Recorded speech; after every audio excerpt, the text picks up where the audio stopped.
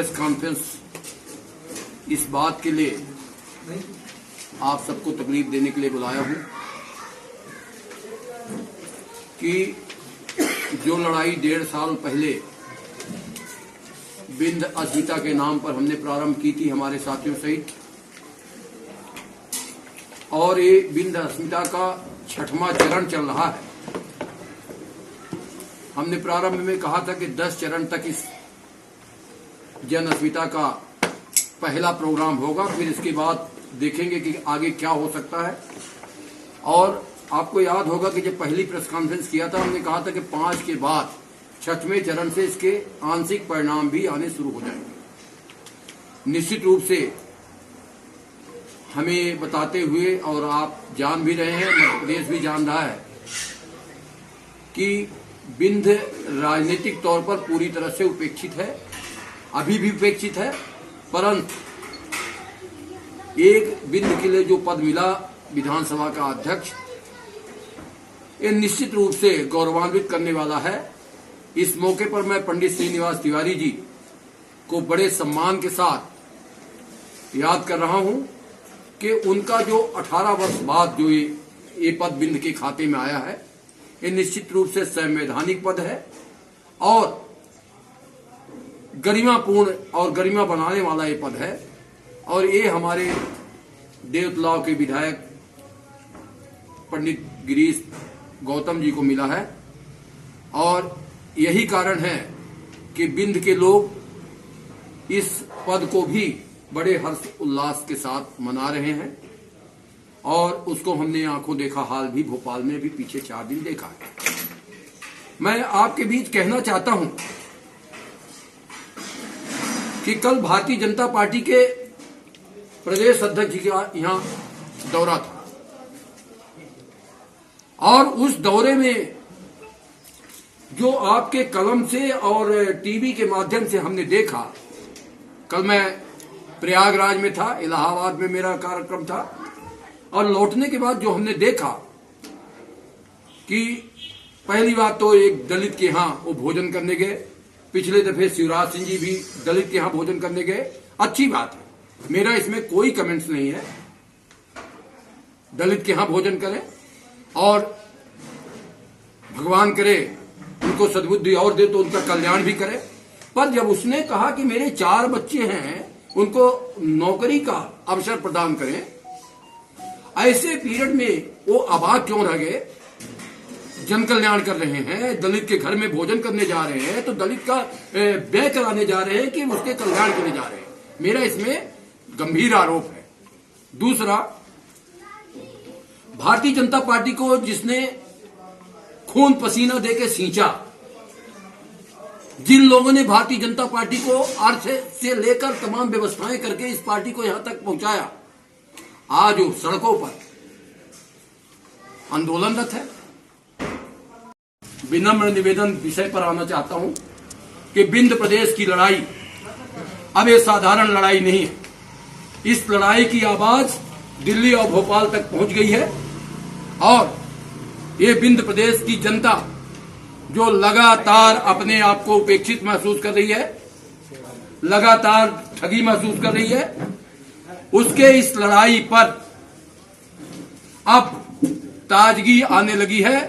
कुछ तथाकथित नेता छोड़कर ये जन आवाज बनने वाला है। मैं ऐसे अवसरों पर जिन्होंने बिंद प्रदेश की लड़ाई के लिए या बिंद प्रदेश का नाम जिंदा रखने के लिए 15 साल पहले से भी, चाहे वो चौराहे तक उनकी आवाज रही हो, चाहे शहर तक रही हो, चाहे गांव तक रही हो, और चाहे इलाके तक रही हो, मैं उनका अभिनंदन करना चाहता हूं। मैं उन तमाम साथियों को ये धन्यवाद देना चाहता हूं कि आपने 15 साल इस आवाज को बनाए रखा, जिसके कारण लक्ष्मण तिवारी जैसा आदमी भी इस लड़ाई पर अग्रणी भूमिका प्रतिपादित करने के लिए आतुर है। मैं आपके बीच ये कहना चाहता हूं कि अगर ये बिंद प्रदेश बनेगा तो बिंद के लोगों को समुचित अवसर प्रदान होगा, क्योंकि जो छोटे छोटे राज्य हैं, छत्तीसगढ़, उत्तराखंड और रांची के तरफ का इलाका, इन राज्यों में जो विकास हुआ वो जनता को दिखाई दे रहा है। वो समझने की जरूरत नहीं, पूछने की जरूरत नहीं। अब मैं तो इस समय देश में छत्तीसगढ़ राज्य के सरकार को की प्रशंसा करता हूं कि उसने दल के दायरे से हटकर गोबर प्लांट की स्थापना किया, गोबर खरीदी का कार्यक्रम किया और गोबर से बनने वाले उत्पादन के भी कार्यक्रम शुरू कर दिया है।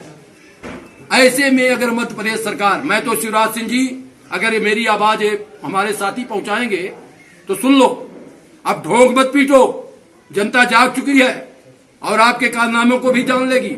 आपको लगता हो कि अगर छत्तीसगढ़ सरकार गोधन योजना के नाम पर स्कीम चालू की तो आप इसका नाम बदल के आप गोबर खरीदी करिए, इसमें आपकी प्रशंसा होगी, इसमें आपकी बड़प्पन होगी और इसमें हमारे नौजवानों को काम मिलेगा।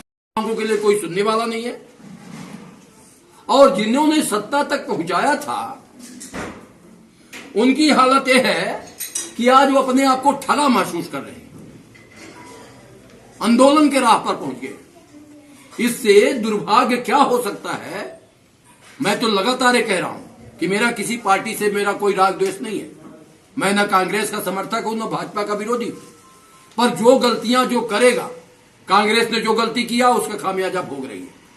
अब भारतीय जनता पार्टी उससे आगे बढ़कर जो काम कर रही है, इसमें मेरा ये विरोध है कि भैया आपने जिसको धन व्यय करके, हम कल जब आ रहे थे, हम रेवांचल से आए सीधे इलाहाबाद गए तो मुझे लगा कि 20 लाख रुपए का पोस्टर बैनर से छाया हुआ है। और जब शिवराज सिंह जी दोबारा आए सीएम के पद पर तो उन्होंने कहा कि झंडा बैनर की पद्धति और संस्कृति को हम खत्म करेंगे।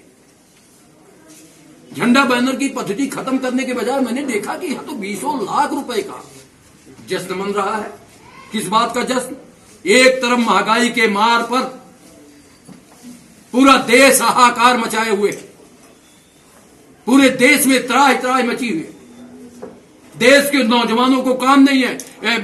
मैं आपको बताते हुए मुझे आंख में आंसू आ रही है। मैं 10 दिन पहले सिरौली गया था, ढेरा का पंडित राजेंद्र शुक्ला के एक गांव का लड़का मुझसे मिला। मैंने पूछा कि तुम तो बी हो यार टेक्निकल। उसने कहा दादा भाई 7,500 रुपए में मैं यहां नौकरी कर रहा हूं बरगमा में।